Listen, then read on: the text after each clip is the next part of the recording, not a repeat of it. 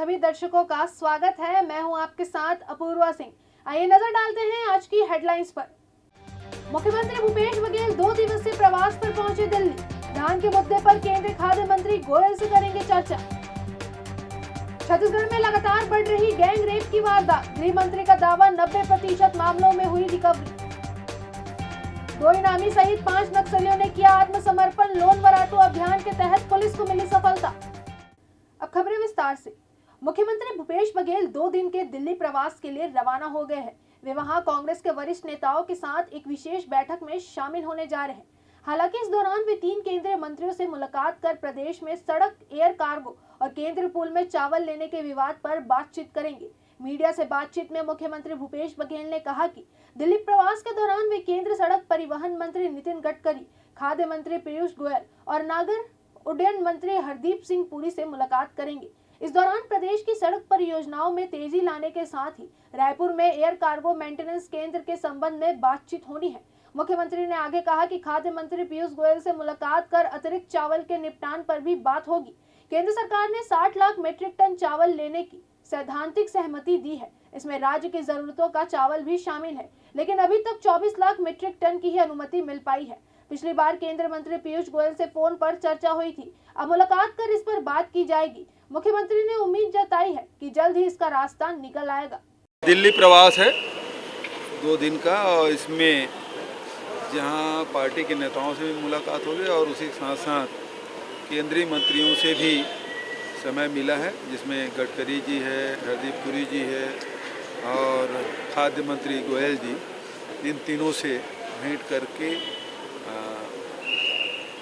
सड़क के बारे में भी चर्चा करना है, दूसरा एयरपोर्ट के कार्गो और मेंटेनेंस हब बनाने के लिए, और तीसरा खाद्य मंत्री से मिलना है जो ज्वलंत इशू है धान के डिस्पोजल जो करना है। चावल केवल 24 लाख मीट्रिक टन की अनुमति मिली है, उसे बढ़ाने के निवेदन किया जाएगा। एनएसयूआई के राष्ट्रीय अध्यक्ष नीरज कुंदन गुरुवार की शाम 2 दिवसीय दौरे पर छत्तीसगढ़ पहुंचे। इस दौरान भारी संख्या में एनएसयूआई कार्यकर्ताओं ने एयरपोर्ट पर धूमधाम से उनका स्वागत किया। इसके बाद एयरपोर्ट से राजीव भवन तक रोड शो किया गया। इस बीच करीब 12 जगहों पर उनका स्वागत किया गया। राष्ट्रीय अध्यक्ष नीरज कुंदन के आगमन पर भारी संख्या में जुटे कार्यकर्ताओं ने राजीव भवन से राजभवन तक छात्र किसान अधिकार मार्च निकाला। पत्रकारों से चर्चा करते हुए एनएसयूआई के राष्ट्रीय अध्यक्ष नीरज कुंदन ने केंद्र के बजट के विरुद्ध बोला। उन्होंने कहा कि पीएम मोदी किसान के साथ अन्याय कर रहे हैं। केंद्र की भाजपा सरकार सत्ता के नशे में चूर है। देखिए, हर बजट की तरह ये वाला बजट भी जो है मोदी जी का वो एक जुमलाबाज बजट की तरह रहा, जिसमें खासकर युवाओं और छात्र वर्ग के लिए कुछ भी नहीं था।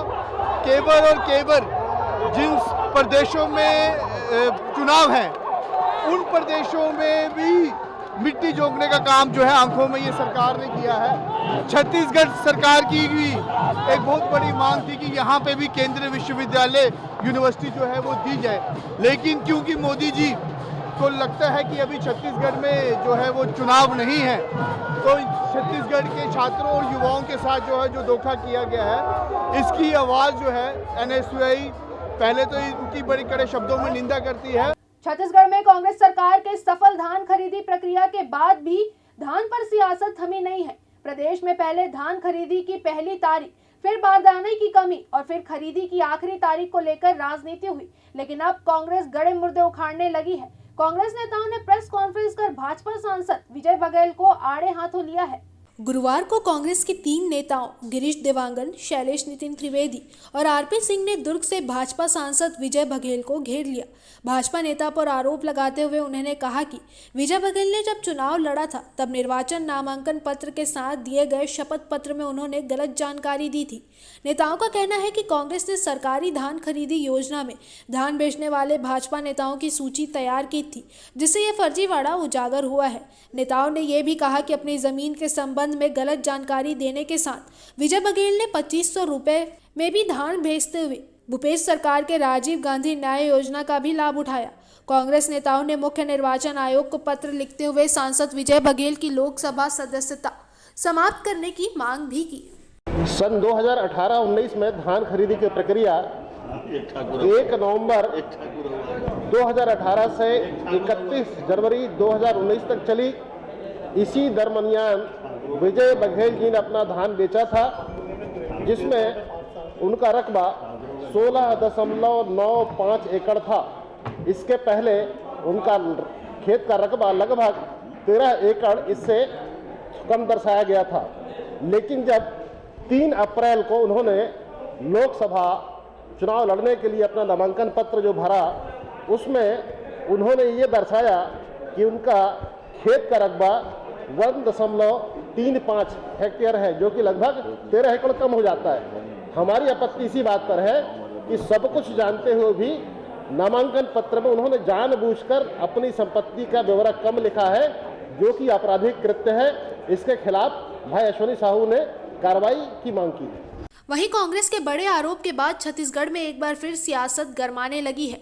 कांग्रेस के प्रेस कॉन्फ्रेंस के बाद पूर्व मंत्री बृजमोहन अग्रवाल ने पलटवार किया है। उन्होंने कहा कि अगर कांग्रेस नेताओं ने जो भी आरोप विजय बघेल पर लगाए हैं, अगर कांग्रेस के पास इसके सबूत है तो कार्यवाही करें। बस आरोप लगाने से कुछ नहीं होगा। सरकार का काम आरोप लगाना नहीं है, बल्कि कार्यवाही करना है। सरकार है, सरकार को आरोप लगाने का अधिकार नहीं है, सरकार को कार्रवाई करने का अधिकार है, सरकार को जांच करने का अधिकार है। तो सरकार को आरोप नहीं लगाना चाहिए, सरकार को जो प्रमाण के साथ में सामने आना चाहिए। कांग्रेस के तमाम आरोपों के बाद फिलहाल सांसद विजय बघेल चुप हैं। कांग्रेस ने सीधे सीधे ये आरोप लगाया है कि उन्होंने शपथ पत्र में कृषि भूमि के अतिरिक्त जमीन दिखाकर किसानों का हक मारा है। हालांकि राजनीति में आरोप प्रत्यारोप का दौर तो लगातार जारी रहेगा, लेकिन ये आरोप सच है या नहीं, ये तो विजय बघेल के बयान सामने के बाद ही कहा जा सकता है। कैमरामैन होरी साहू के साथ रोहित मिश्रा की रिपोर्ट। छत्तीसगढ़ भाजपा ने बघेल सरकार पर कानून व्यवस्था चौपट करने का आरोप लगाया है। बीते 2 दिनों में कोरबा में गैंगरेप के बाद हत्या, जबकि रायपुर और रायगढ़ में सामूहिक दुष्कर्म का मामला सामने आया है। इन घटनाओं को लेकर विपक्ष का सरकार पे गुस्सा फूटा है। इसे लेकर प्रदेश के गृह मंत्री ताम्रध्वज साहू ने कहा है कि आरोपी पकड़े जा चुके हैं और जो फरार है उनको भी जल्द ही पकड़ लिया जाएगा। उन्होंने बताया कि मामले में पुलिस ने तत्काल कार्यवाही की है। पूरे प्रदेश में इन वर्षों में मुख्यमंत्री के निर्देश पर लगातार समीक्षा की जा रही है। गृह मंत्री साहू ने दावा किया है कि इन 2 वर्षों में 99% रिकवरी की गई है। इस वजह से पूरे भारतवर्ष में छत्तीसगढ़ पुलिस को दूसरा पुरस्कार मिला है। वहीं आगे कहा कि आगे भी कोशिश की जा रही है कि जनता की सुविधा में जितना बेहतर कार्य किया जा सकता है। आरोपी पकड़े जा चुके हैं, 1-2 फरार हैं, उसको पकड़ लेंगे। तत्काल कार्यवाही हुई। आप देखेंगे पूरे प्रदेश में इन 2 वर्षों में माननीय मुख्यमंत्री भूपेश बघेल जी के निर्देश पर लगातार वो समीक्षा करते हैं, निर्देश देते हैं। हम लोग अपनी बातें रखते हैं, उनसे जो सुविधाएं मांगनी होती है वो मांगते हैं। और आप देखेंगे कि इन 2 वर्षों में जो काम किया गया है 99% रिकवरी है। और इसीलिए पूरे भारतवर्ष में छत्तीसगढ़ के पुलिस को दूसरा पुरस्कार मिला है। ये अपने आप में खूबी है और हम लोग कोशिश कर रहे हैं कि जनता की सुविधा के लिए जितना बेहतर हो सके करें। छत्तीसगढ़ के लोक निर्माण विभाग मंत्री ताम्रध्वज साहू गुरुवार को राजधानी में हो रहे विकास कार्यों का जायजा लेने निकले। इस दौरान उन्होंने निर्माणाधीन एक्सप्रेसवे और रामनगर ओवरब्रिज का निरीक्षण किया। मंत्री साहू ने निर्माण कार्य में तेजी लाने अफसरों को खास दिशा निर्देश दिए हैं। उन्होंने कहा कि मई के पहले सप्ताह में लोकार्पण का टारगेट रखा गया है। हमारी सरकार में गुणवत्ता पर कोई समझौता बर्दाश्त नहीं किया जाएगा। कोरोना वायरस और बारिश के चलते इसकी गति थोड़ी धीमी हुई है, लेकिन दोबारा निर्माण कार्य तेजी से शुरू हो चुका है। मंत्री ताम्रध्वज साहू ने कहा कि जल्द ही राजधानी वासियों के आवागमन के लिए एक्सप्रेसवे तैयार हो जाएगा। बता दें कि निरीक्षण के दौरान संसदीय सचिव विकास उपाध्याय और विधायक कुलदीप जुनेजा समेत लोक निर्माण विभाग के अधिकारी भी मौजूद रहे।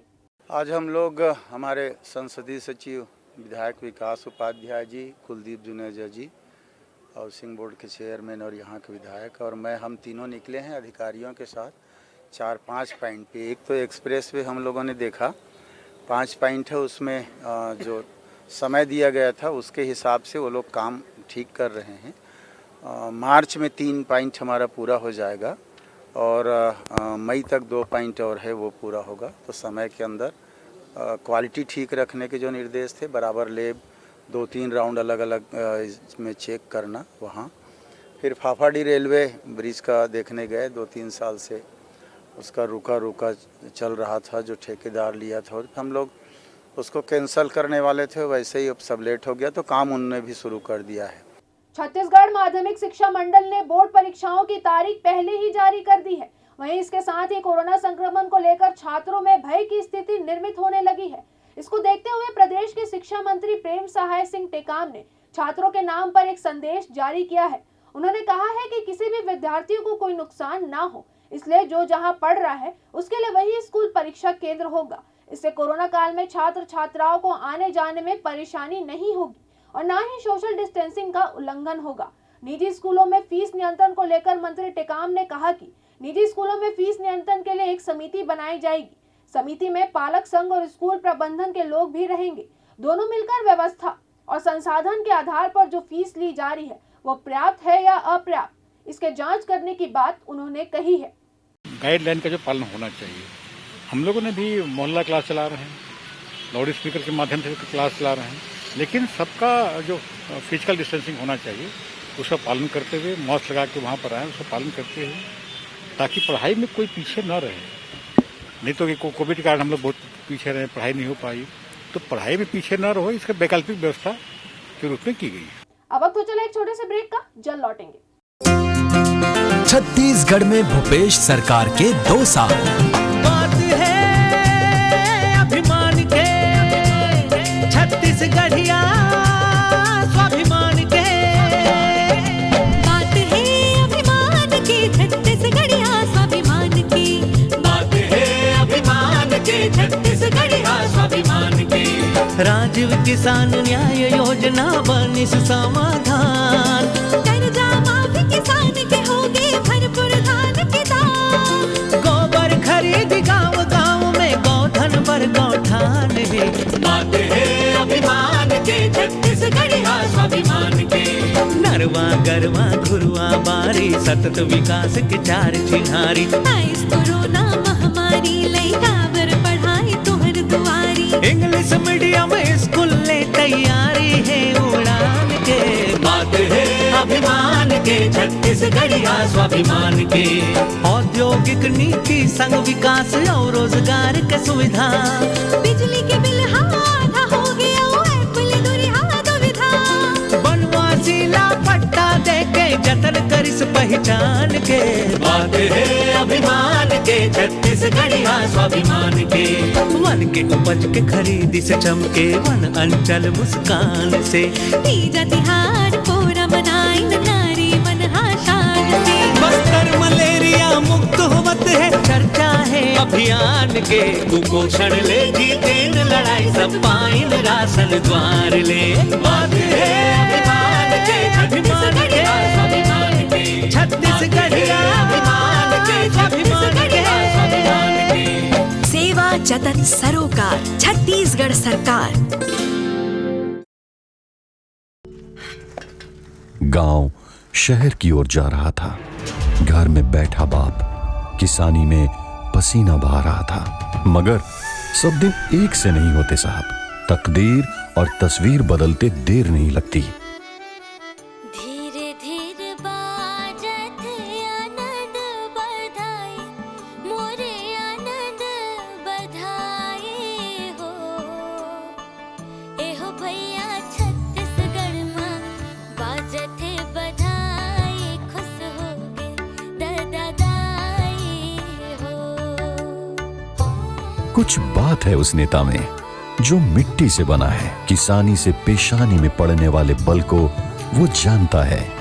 गाँव गाँव दिखत अंजोर चिकन चाकन, गली खोर चिकन चाकन, गली खोरे हो।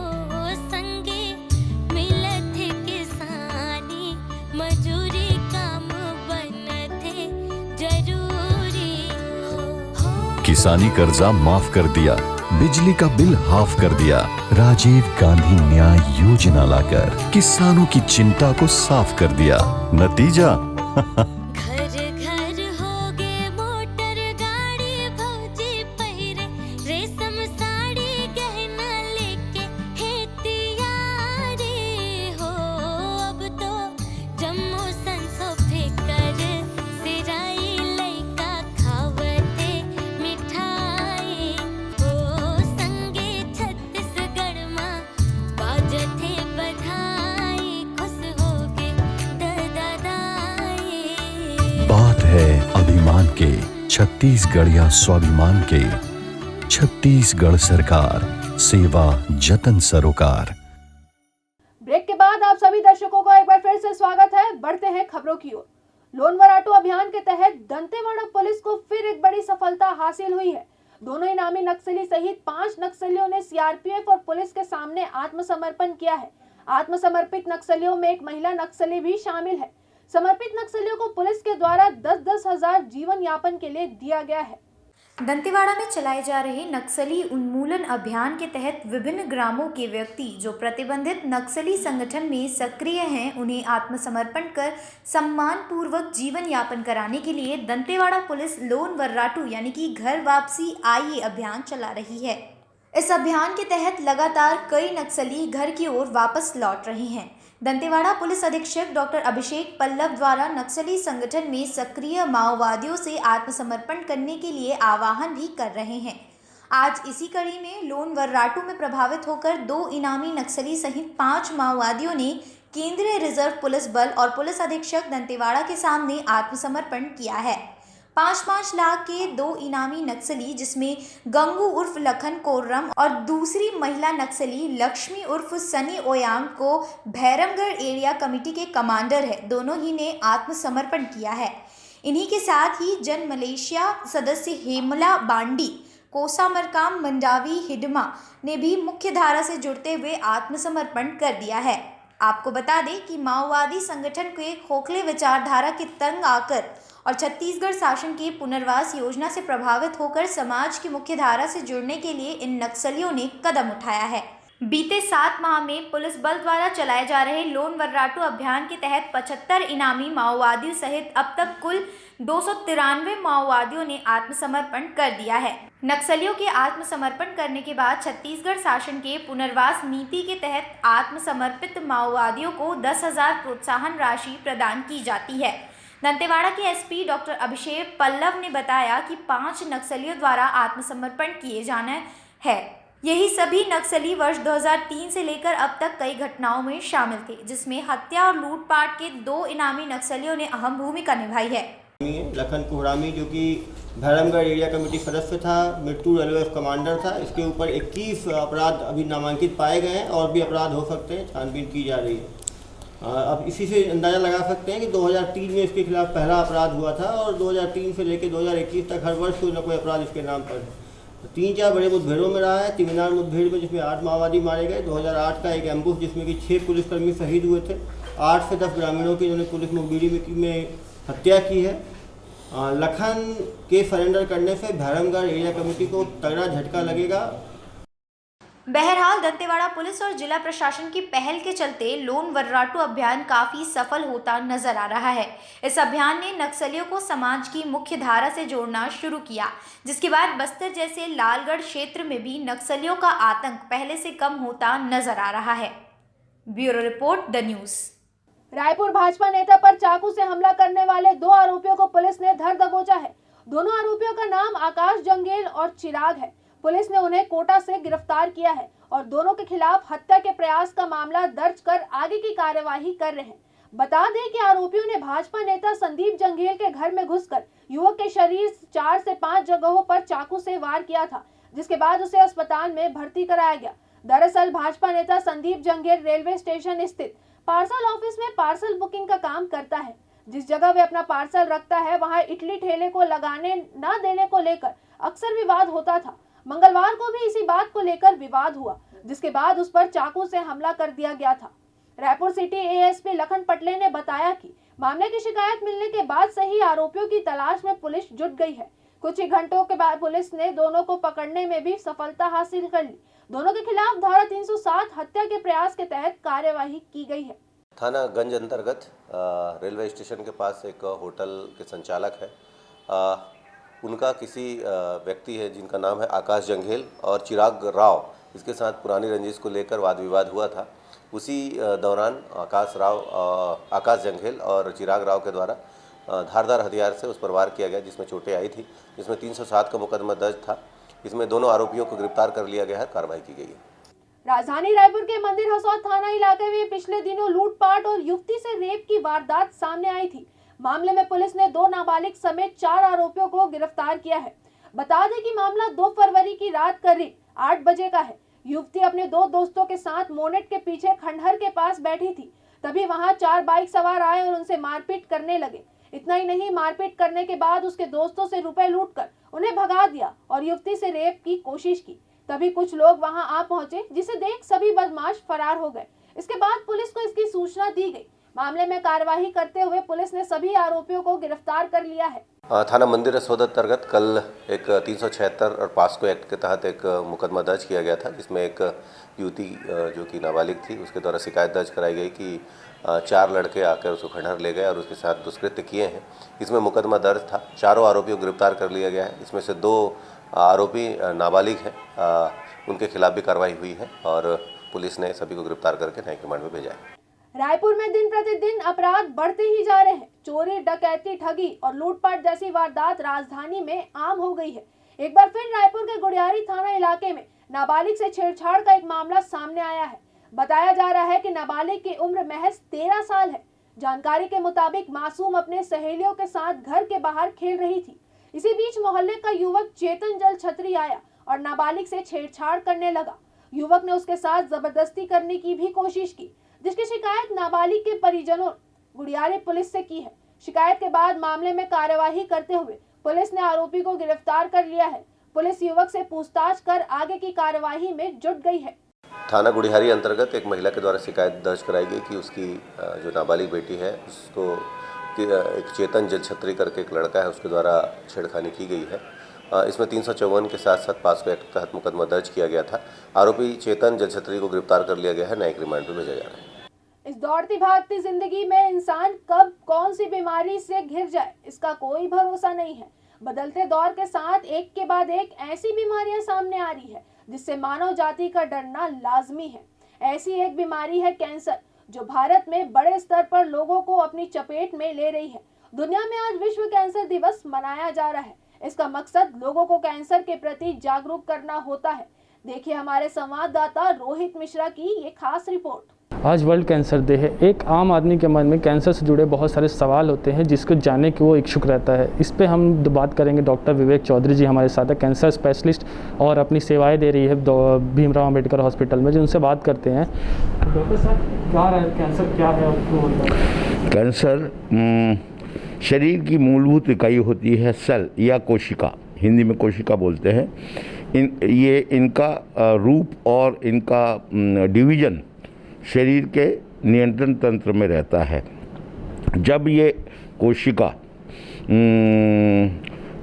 शरीर के नियंत्रण तंत्र के बाहर हो जाती है तो इनका रूप बदल जाता है। ये डिवाइड बहुत तेज़ी से डिवाइड होने लगती है और तेज़ी से डिवाइड होने लगती है तो ये कैंसर का रूप बदल लेती है और इसी प्रकार से पूरे कैंसर की उत्पत्ति होती है। एक बड़ी जगह पे आप अब सेवा दे रहे हैं, कैसे लोग आते हैं आपके पास कैंसर की बीमारी लेकर? मैं यहाँ पे कम से कम हम पिछले साल करीब 2.5 लाख मरीज देखे थे हमने। इस साल कोरोना की वजह से 1,75,000 मरीज देखे हैं। हमारे यहाँ पुरुषों में मुंह और गला का कैंसर जो कि तंबाकू खाने से होता है, महिलाओं में बच्चेदानी का कैंसर जो कि बाल विवाह, कम उम्र में शादी, कम उम्र में बहुत सारे बच्चे को जन्म देना, बच्चे साफ सफाई का, बच्चेदानी की साफ सफाई का अभाव, HPV वायरस 16-18 का प्रकोप, इसके कारण बच्चेदानी का मुंह का कैंसर, कार्सिनोमा सर्विक्स महिलाओं में सबसे ज़्यादा है इस क्षेत्र में। और इसके बाद ब्रेस्ट कैंसर, महिला आजकल जो लाइफस्टाइल चेंज हुआ है, फैट फूड,